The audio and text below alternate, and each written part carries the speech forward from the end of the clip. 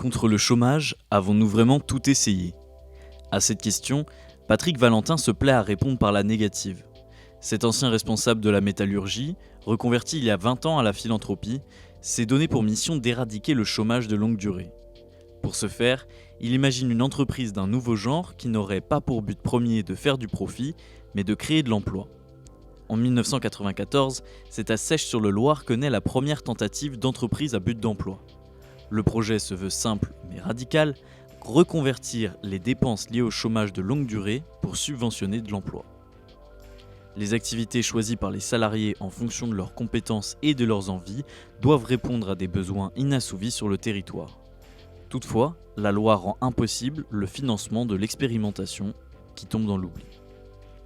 Ce n'est qu'en 2016 que le projet trouvera un cadre légal grâce au soutien d'ATD Quart Monde et du député Laurent Grandguillaume. Suite à l'adoption d'une loi expérimentale visant à résorber le chômage de longue durée, 10 territoires zéro chômeur sont nés à travers la France. Aujourd'hui, ce sont 50 nouveaux projets qui sont sur le point d'intégrer à leur tour le dispositif. Il paraît donc pertinent de faire un bilan de ces premières années d'expérimentation, car si l'idée a su largement convaincre, une part d'ombre demeure. Entre attaque de la fonction publique et management autoritaire, une question se pose. Zéro chômeur, à quel prix? Une enquête signée Léo Fleurance.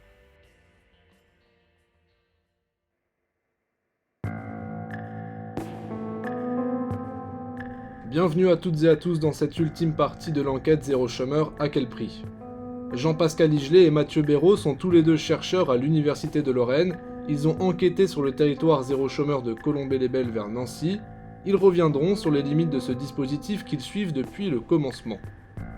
Vous entendrez également la colère de Pierre Garnaudier, secrétaire du Comité national des travailleurs privés d'emploi et précaires de la CGT. Selon lui, cette expérimentation est une attaque frontale au statut de la fonction publique.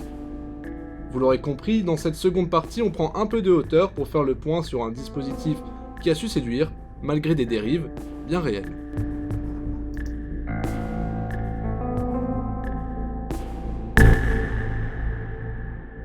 Je suis Jean-Pascal Igelet, je suis sociologue à l'Université de Lorraine. Et donc mes objets de recherche, ça porte globalement sur les questions d'indemnisation du chômage et de politique d'emploi.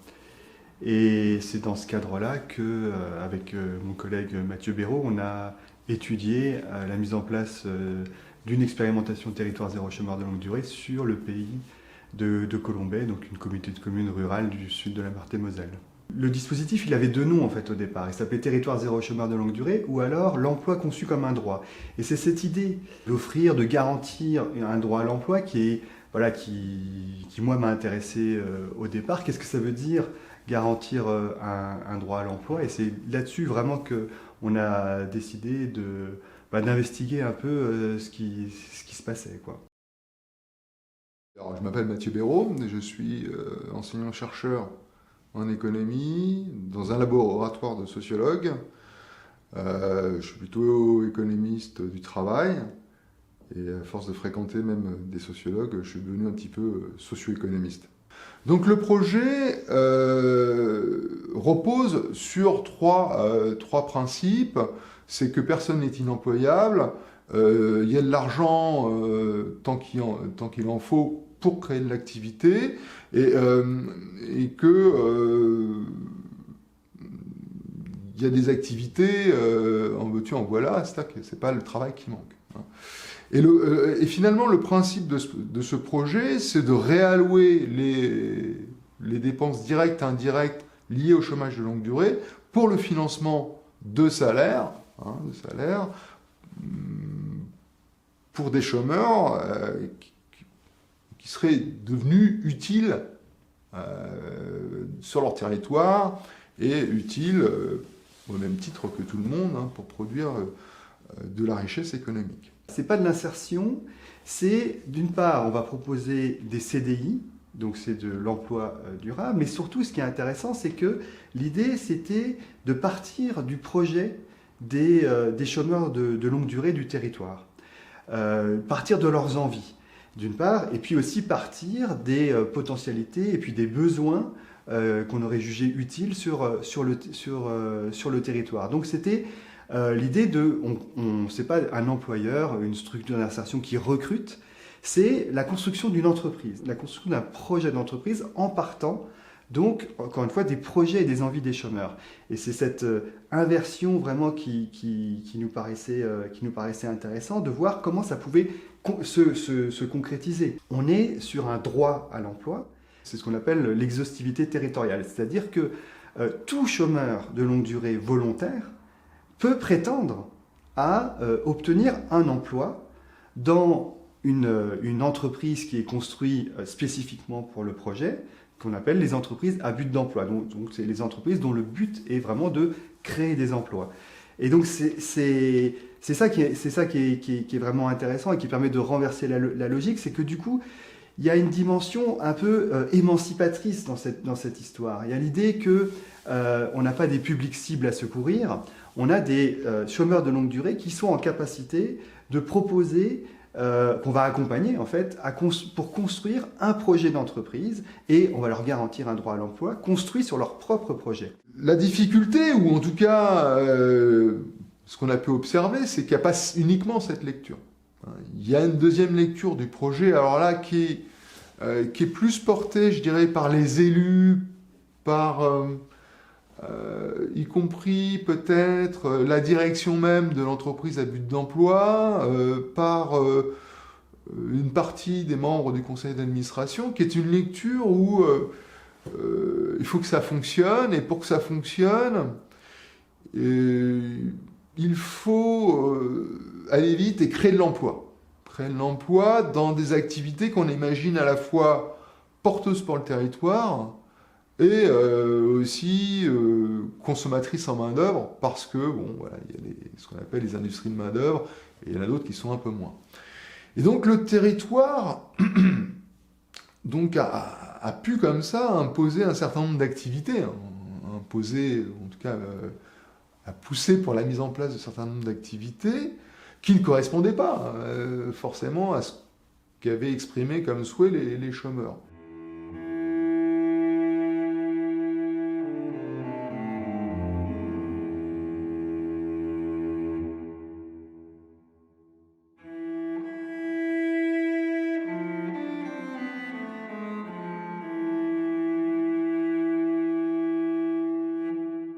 Moi, c'est Pierre Grenadier, je suis secrétaire national du comité CGT des travailleurs privés d'emploi et précaires. Dès qu'il y a ce débat-là qui est soumis à l'Assemblée nationale, expérimentation, territoire zéro chômeur longue durée, ce qu'on fait d'abord, on se dit, mais qui porte cette expérimentation-là?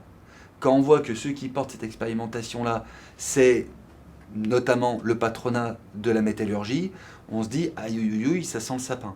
Donc on fait une note avec ce ressenti-là. Voilà, nous quand même, il faut le dire, il faut être honnête, selon les gens qui l'ont présenté, on avait déjà un ressenti qui était très négatif. Un des piliers de l'expérimentation, c'était ce n'est pas le travail qui manque, c'est de l'emploi, puisque de nombreux besoins sont inassouvis.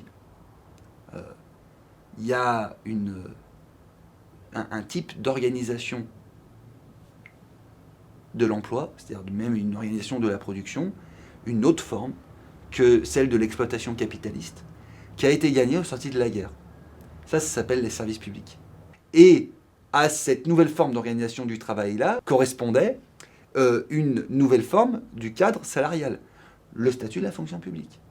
Donc, si le point de départ de l'expérimentation, c'est de dire une confusion savamment entretenue pour dire quelle est la différence entre le travail, l'emploi et la réponse aux besoins sociaux, eh bien, qu'est-ce qui se passe? C'est la fonction publique qui ramasse. De fait.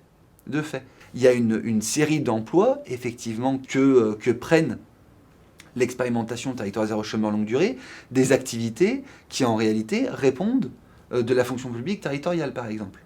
Je vais en prendre quelques exemples. Il y a tout ce qui est élagueur. Élagueur, donc, c'est je vais couper les buissons qui portent les voiries départementales, nationales, communales. Ça correspond à un emploi de la fonction publique. Voilà. Il y a quand même une tentation de certains élus de se dire, je vais le dire de manière caricaturale, mais j'ai plus d'agent municipal, est-ce que ce ne serait pas l'occasion il y a des emplois aidés, je fais faire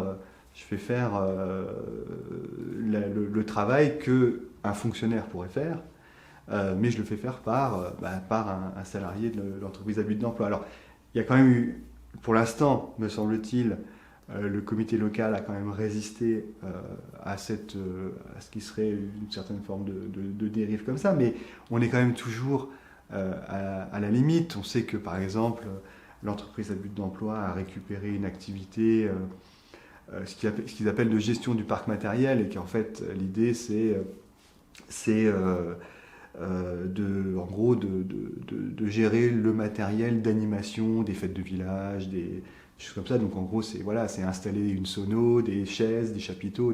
Donc c'est un truc qui était géré par la communauté de communes, qui a été délégué à l'entreprise à but d'emploi, et qui fait que auparavant il y avait un emploi de régisseur, par exemple, qui était à la communauté de communes, qui était vacant, et c'est l'EBE qui a pris le relais. Donc on flirte quand même parfois avec finalement l'effet d'aubaine et le fait qu'on va remplacer de l'emploi public par de l'emploi aidé dans les entreprises à but d'emploi. Ça fait partie des activités où là, le président de la communauté de communes s'est dit il faut confier ça à l'entreprise à but d'emploi.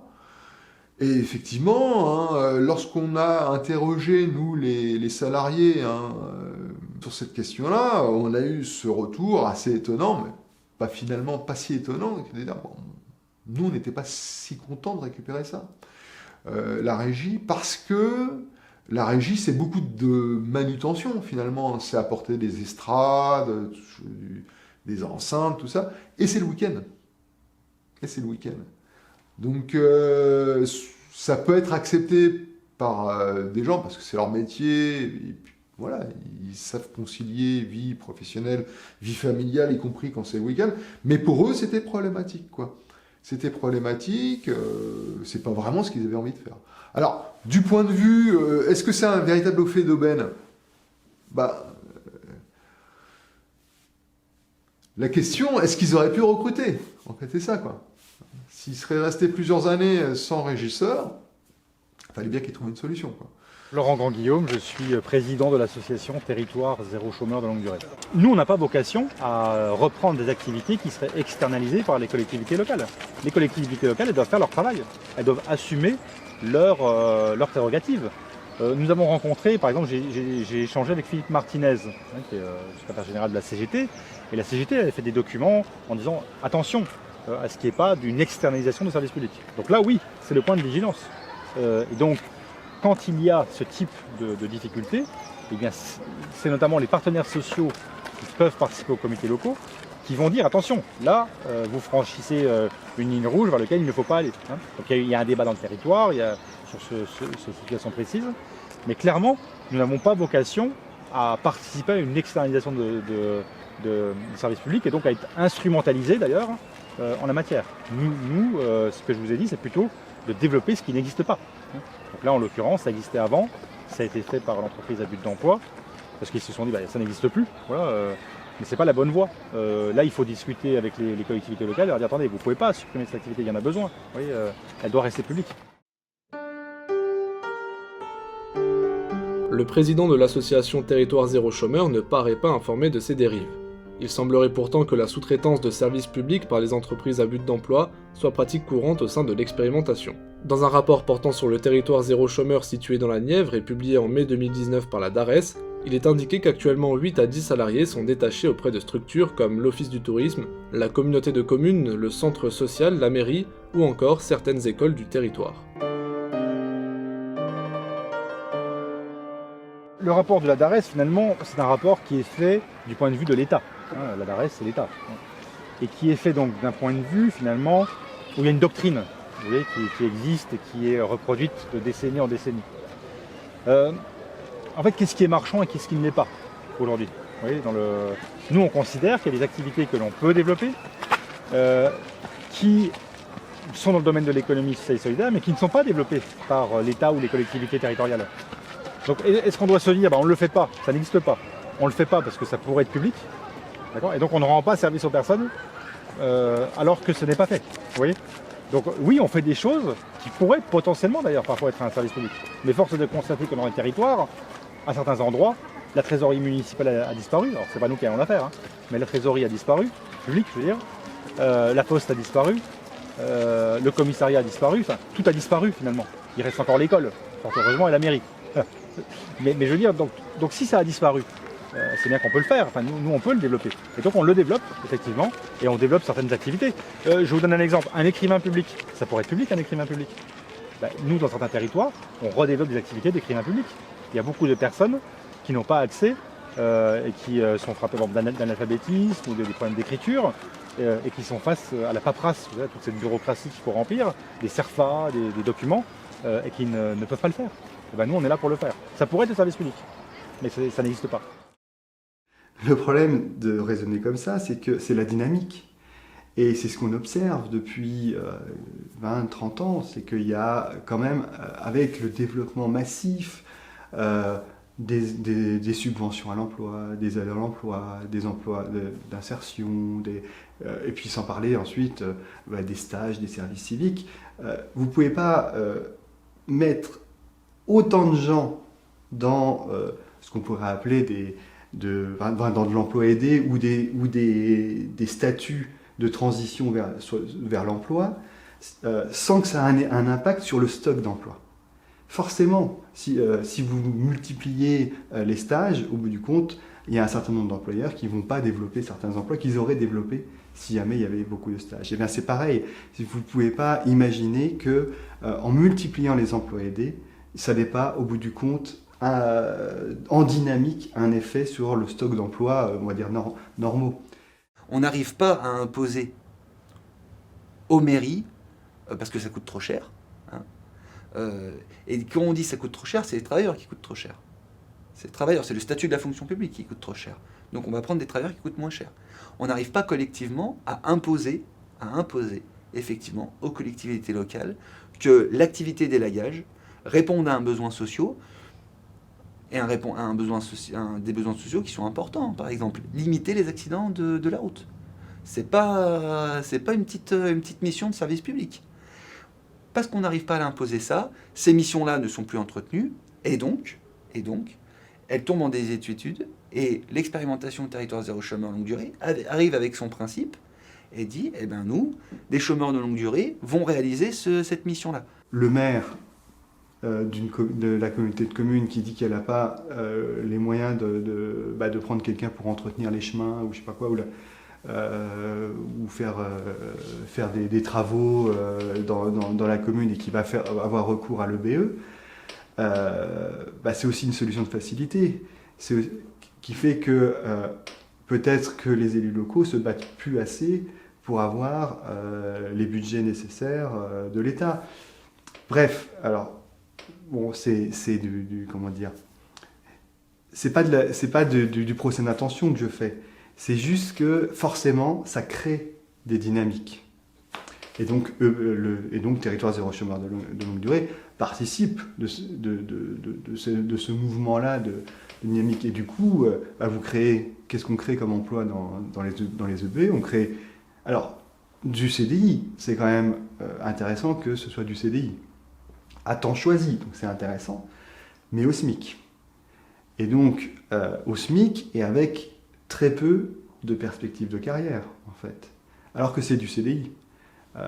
Puisque tout est calculé, toutes les subventions à l'emploi sont calculées sur le fait qu'on va équilibrer le budget en payant au SMIC, on imagine mal des évolutions de carrière radicales en termes d'évolution de salaire. Quand je critique Territoire zéro chômeur de longue durée, je pourrais faire des critiques très similaires avec une autre entreprise privée à but de profit. Voilà, moi la seule chose que je dis, c'est que c'est un mensonge. Que Territoire zéro chômeur longue durée, c'est pas une entreprise à but d'emploi, c'est une entreprise qui est compétitive, qui est en concurrence avec d'autres entreprises dans son espace économique, et que de plus en plus, on va vers une sous-traitance. Soit une sous-traitance de l'emploi public, soit même une sous-traitance de l'emploi privé. Par exemple, Leclerc à Villeurbanne, à Vaux-en-Velin. Donc c'est sur l'entreprise émergent. Ils vont sous-traiter des activités de ceux qui poussent des caddies. Bon, pousser des caddies, c'est un emploi, et auparavant, c'était ces entreprises-là de la grande distribution qui payaient des salariés pour le faire. Voilà. Maintenant, ça va être sous-traité parce qu'il y a une vision où on dit quand même que ça, c'est pas vraiment du travail. C'est pas vraiment du travail. Hein, il y a cette idée-là de déqualification du travail. Mais au-delà de cette entreprise idéologique, hein, il y a des relations de travail, bien évidemment, il y a une entreprise qui a des objectifs, et nous, ce qu'on dit, c'est qu'il faut faire attention. Maintenant, cette bataille-là, hein, on veut la mener avec les salariés. Hein, donc il ne s'agit pas du tout d'aller voir les salariés, notamment d'émergents à Villeurbanne, et de leur dire faites grève pour que l'expérimentation s'arrête. Ça n'a pas de sens. On ne peut pas aller voir des travailleurs pour leur dire il ne faut plus que vous travaillez. Ça n'a pas de sens. Par contre, nous, ce qu'on dit, c'est que c'est financé aujourd'hui par l'impôt. Ça répond à des missions de service public, bien des emplois. Gagnons la titularisation des travailleurs. Gagnons la titularisation des travailleurs. Pourquoi est-ce que les salariés d'émergents ne sont pas des fonctionnaires de la ville de Villeurbanne ? Et ainsi de suite, et ainsi de suite, et ainsi de suite.